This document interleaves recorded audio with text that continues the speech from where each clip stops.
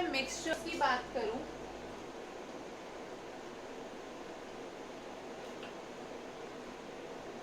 mixtures are of two types.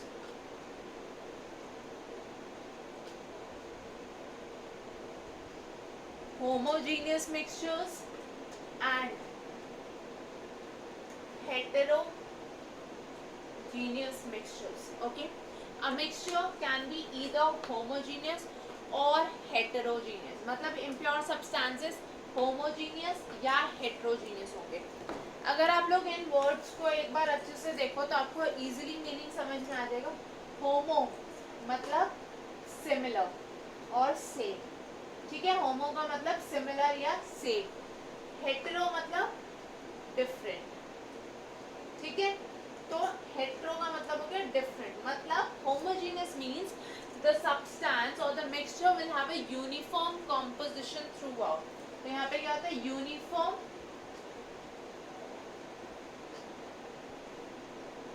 Composition. ठीक है, जो कॉम्पोजिशन है वो सेम रहेगा. मतलब आप डिफरेंट पार्टिकल्स के बीच में कोई बाउंड्री नहीं ढूंढ सकते. There is no visible boundary of separation. No visible boundary of separation. जैसे I give you very simple example. आप लोगों ने क्या किया, एक ग्लास में वाटर लिया and you add some amount of salt into it. The salt will easily dissolve. ठीक है, हमें पता है सॉल्ट और NaCl is highly soluble in water, तो वो इजीली डिसॉल्व हो जाएगा. तो जब ये सॉल्ट वाटर में डिसॉल्व होगा then you will not be able to separately find कि कहाँ पे हमारे पास सॉल्ट है, कहाँ पे हमारे पास वाटर है. तो there will be no visible separation और no visible boundary of separation. मतलब आप इंडिविजुअल पार्टिकल्स को आइडेंटिफाई नहीं कर सकते. So such a mixture is going to be known as the homogeneous mixture. Clear. Example क्या देखा अभी हमने, सॉल्ट सॉल्यूशन. ऐसे ही we have a sugar solution. ठीक है, सॉल्ट सॉल्यूशन हो गया, शुगर सॉल्यूशन हो गया. अभी मैंने बताया था अलॉयज आर आल्सो मिक्सचर्स. ठीक है, अगर आप लोगों को अलॉयज की डेफिनेशन याद हो, so there also we used to say they are homogeneous mixtures of two or more metals. Okay, and sometimes a non metal may also be present. तो अलॉयज में क्या होगा, क्या आप स्टेनलेस स्टील में या स्टील में आयरन और कार्बन को सेपरेट कर सकते हो, सेपरेटली देख सकते हो? No. So that means it is a homogeneous mixture. Okay, so all alloys will be homogeneous mixtures. Clear. Bronze होता है, घर में ब्रोंज यूज होता है, ब्रास यूज होता है. वहां पे कॉपर को, ब्रास में कॉपर को और टिन को सॉरी कॉपर और जिंक को सेपरेटली नहीं देख सकते. So that's also an alloy. Clear. Coming to heterogeneous mixtures. Heterogeneous में क्या होगा, the composition is going to be non uniform throughout. ठीक है, so there will be non-uniform composition. composition यहाँ पे नॉन यूनिफॉर्म रहेगा. मतलब आप इंडिविजुअल पार्टिकल्स को सेपरेटली आइडेंटिफाई कर सकते हो. और I can say there is going to be a visible boundary of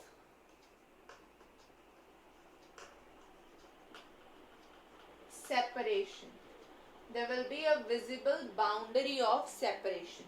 ठीक है, जैसे आपको मैं अगर एग्जांपल दूं, आपने क्या किया, सैंड प्लस शुगर का मिक्सचर ले लिया. तो आपको पता है आप सैंड को, शुगर पार्टिकल्स को इजीली डिस्टिंग्विश कर पाओगे. Apart from that, if you are taking sand plus water, आपने पानी में सैंड को ऐड किया, तो क्या ये कोई सॉल्यूशन बनेगा? No. It will just separate out. Sand क्या होगी, सेटल डाउन हो जाएगी वाटर में, एक बाउंड्री बन जाएगी इस तरीके से. ठीक है, ये अगर आपके पास टोटल अमाउंट ऑफ वाटर है, यहाँ पे sand will settle down at the bottom like this as a boundary. ठीक है, so this separation will be easily identifiable. इसलिए this is a heterogeneous mixture. I hope the topic is clear everyone. Moving forward, there is another question, अगर आप लोगों को याद हो पहले मैंने क्वेश्चन पूछा था, is fire matter? Now I am giving you another question from this topic, that is the macroscopic classification or the types of mixtures. The question is air homogeneous or heterogeneous? Is air homogeneous or heterogeneous? इन दोनों questions के answers हम next class में, next lecture में discuss करेंगे, ठीक है? I want you all to pose the answers to these questions. Now moving forward to the next topic. This was all about matter. Next we are going to discuss some very small topics such as the two types of properties. ठीक है, ये सब matter में ही discuss कर रहे हैं but brief में discuss कर रहे हैं. प्रॉपर्टीज कौन कौन सी टाइप की होती हैं, हम पहले इसके बारे में बात करते हैं. फिर हम बात करेंगे अबाउट साइंटिफिक नोटेशन,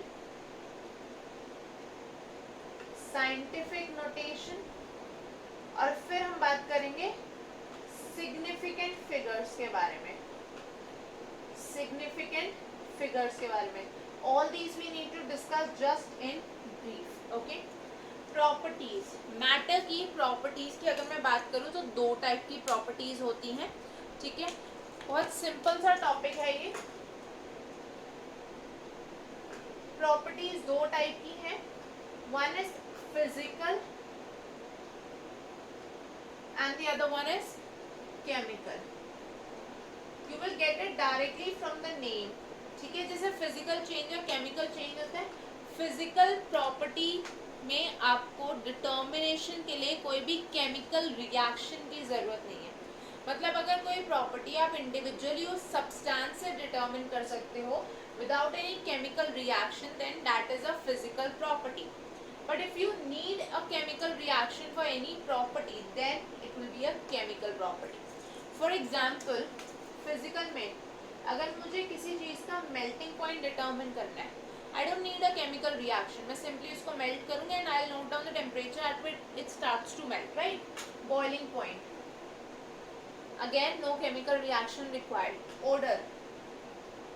हम बोलते हैं कि this gas has a pungent smell और hydrogen sulfide has a rotten egg smell. तो यहाँ पे हम उस odor को detect करने के लिए कोई chemical reaction नहीं करा रहे. We directly get to know the odor from the substance itself. So these are all physical properties. Color. किसी भी चीज का कलर आप डायरेक्टली उसको देख के बता सकते हो, वहां पे आपको कोई केमिकल रिएक्शन की जरूरत नहीं है. ठीक है, डेंसिटी, हार्डनेस, ये सब क्या है? फिजिकल प्रॉपर्टीज है. अगर मैं केमिकल प्रॉपर्टीज की बात करूं, reactivity. Reactivity could be towards water, towards air, towards acid, metal, anything. कोई भी चीज अगर कोई रिएक्शन शो कर रही है तभी तो बता पाओगे कि कितनी रिएक्टिव है. So that's a chemical property. Acidic character, basic character. Acidic character, basic character determine भी आप तभी कर सकते हो when you are carrying out a chemical reaction. So these are again chemical properties. ठीक है? So you should be knowing the definition as well as examples in this topic. That is the properties. I hope this is clear. Moving on to the next very brief topic, that is scientific notation.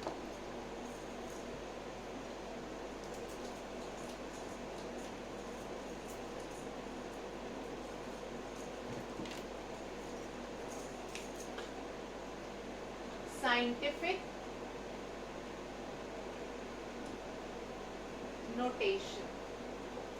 Children, scientific notation बहुत simple है. किसी भी चीज को जब हम किसी भी नंबर को या न्यूमेरिकल वैल्यू को लिखेंगे तो साइंस में we prefer to write it in a standard notation, that is the scientific notation. According to this notation you are going to write down the numerical value in the form of n into 10 to the power n.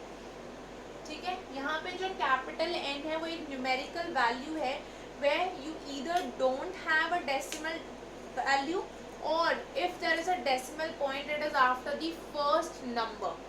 ठीक है, and n is any power. Clear? Now what do we have?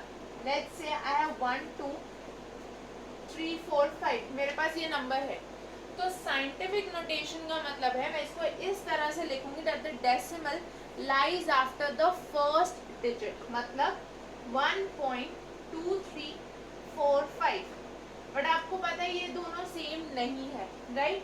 इनमें बहुत ज्यादा difference है। सो इस number को इसके equal कैसे बनाएंगे?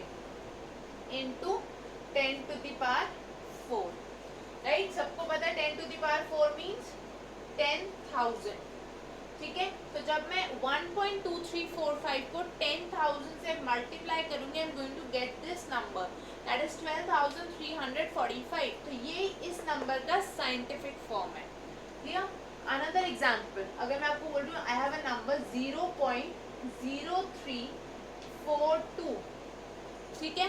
इसको साइंटिफिक फॉर्म में लाने का, साइंटिफिक नोटेशन में लाने का मतलब है that the decimal should lie after this 3, right? So 3 के बाद डेसिमल, मतलब it would be 3.42. So for this I will have to multiply this by some number. अब वो नंबर क्या होगा? जब मैं इसको, इस नंबर को 100 से मल्टीप्लाई करूं, then I will get this number, right? So to convert this 3.42 into this, I'll have to divide it by 100, मतलब into 10 to the power -2. आपको पता है when you are dividing 3.42 by 100, you will get this value. ठीक है? So this is the scientific form. अब prefer or try to write down your answers in the scientific notation, because many examiners would deduct marks if the answer is not in the scientific form, okay? And also in competitive exams the options would be given in the scientific form many a times, ठीक है? So this should be made a habit कि आप answer scientific notation में दो. Now moving forward to significant figures.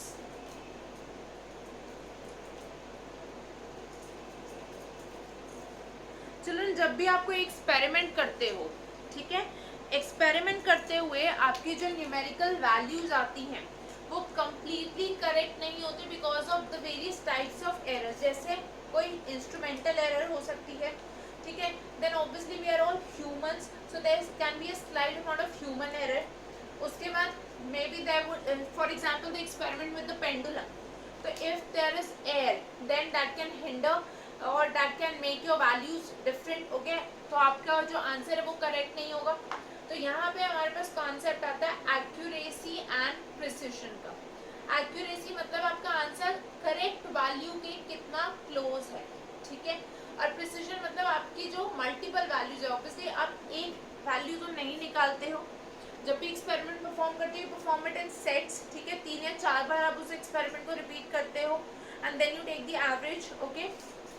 So the various values that you are getting, how close are they to each other, that is the precision. So जो precision और accuracy है, they ultimately are related to the concept of significant figures. So let us talk about significant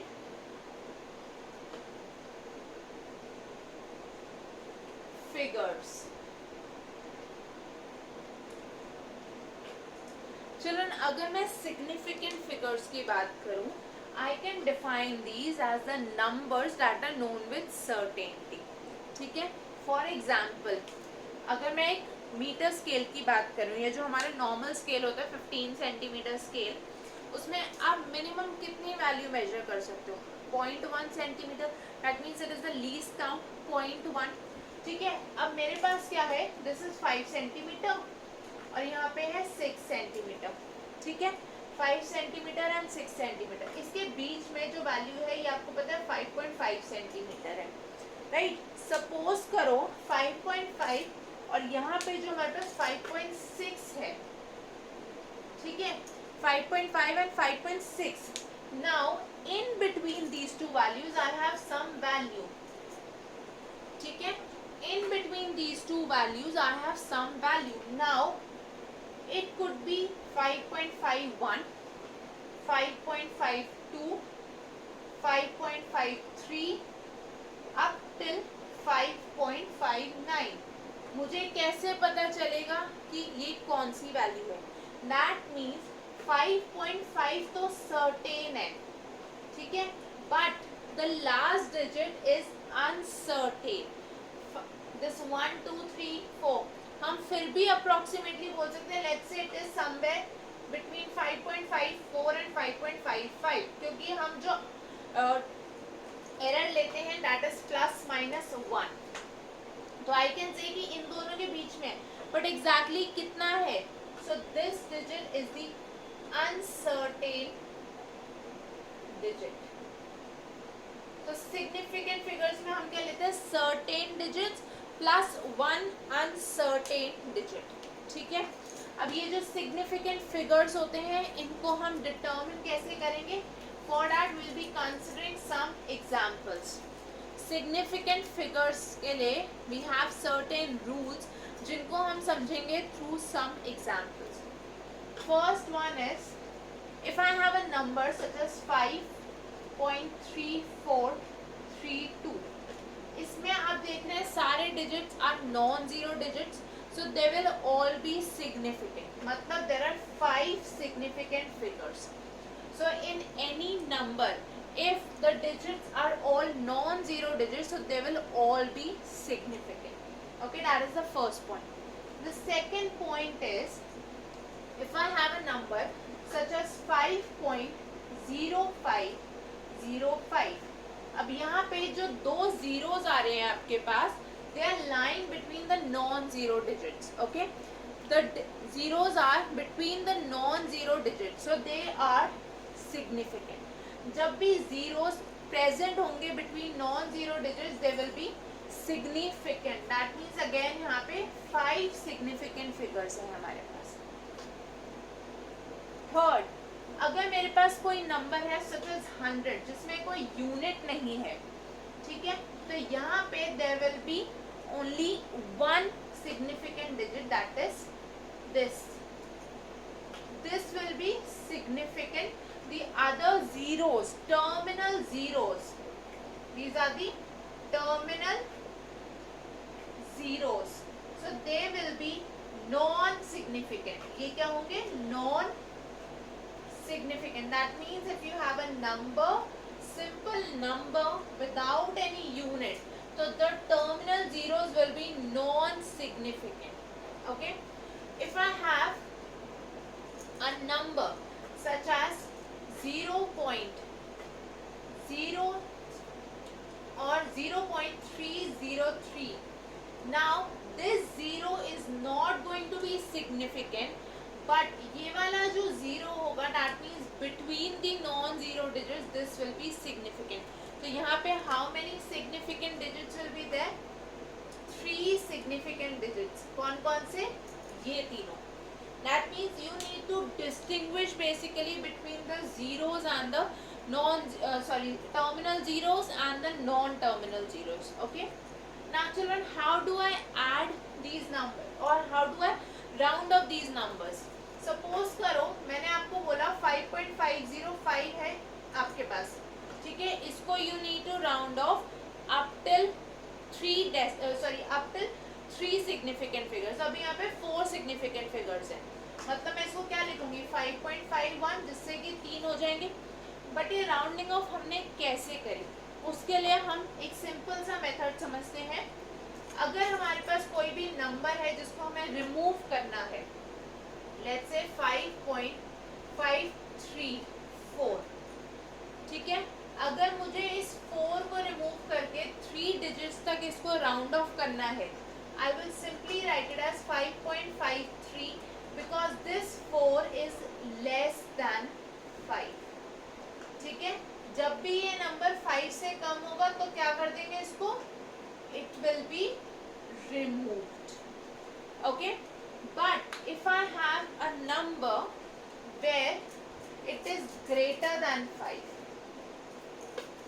suppose करो मेरे पास number है 5.537. अब 7 क्या हुआ? Greater than 5. तो अब हम क्या करेंगे? This will be increased by 1. This is greater than 5. तो इसका जो प्रीवियस डिजिट है, मतलब कि 3, this will be increased by 1. So now the number becomes 5.54.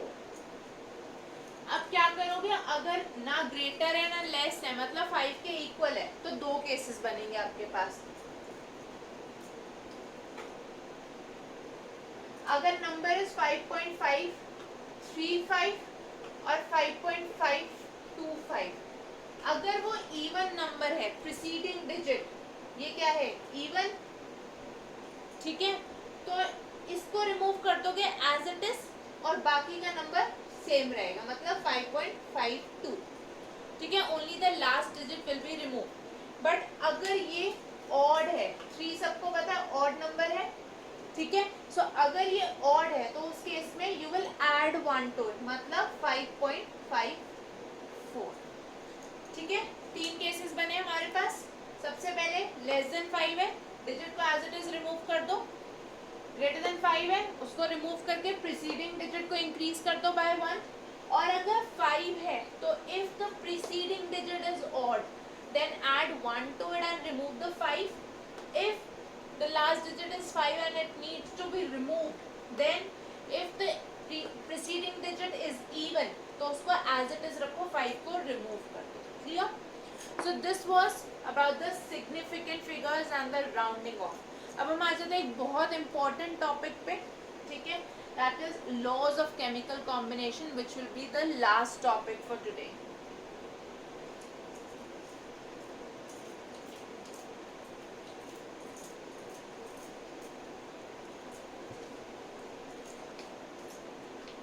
Laws of chemical combination. चलो, ये लॉज क्या है, अगर मैं सिंपल सी लैंग्वेज में बोलूं, जब भी कोई एटम्स कंबाइन करते हैं या एलिमेंट्स कंबाइन करते हैं टू फॉर्म वेरियस कंपाउंड्स, तो रैंडमली कोई भी कॉम्बिनेशन नहीं होती. These combinations or the chemical combinations, they are governed by certain rules or certain laws. In laws को हम बोलते हैं the laws of chemical combination that govern various chemical reactions. ठीक है, तो ये क्या है, laws that govern chemical reactions. ठीक है, अब ये जो laws हैं जो chemical reactions govern करते हैं, इन सब के बेसिस पे डाल्टन ने अपनी एटॉमिक थ्योरी दी थी, जिसको हम बोलते हैं डाल्टन्स एटॉमिक थ्योरी. ठीक है, सो हम इन लॉज को पढ़ते हैं. We have to study 5 laws. These are all very simple and small laws, so we will quickly discuss these. The first law is a very very simple one, that is law of conservation of mass. Law of conservation of mass. Children, जब आपने 9th में atom के बारे में पढ़ा था तो आपने एक चीज पढ़ी थी, that atoms can neither be created nor be destroyed. अब एटम्स ही सब मास या मैटर फॉर्म कर रहे हैं हमारे अराउंड. ठीक है, तो इसी को हम रिलेट कर सकते हैं. It says that mass can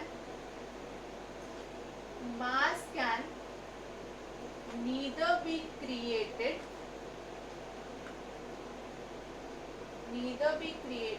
nor be destroyed.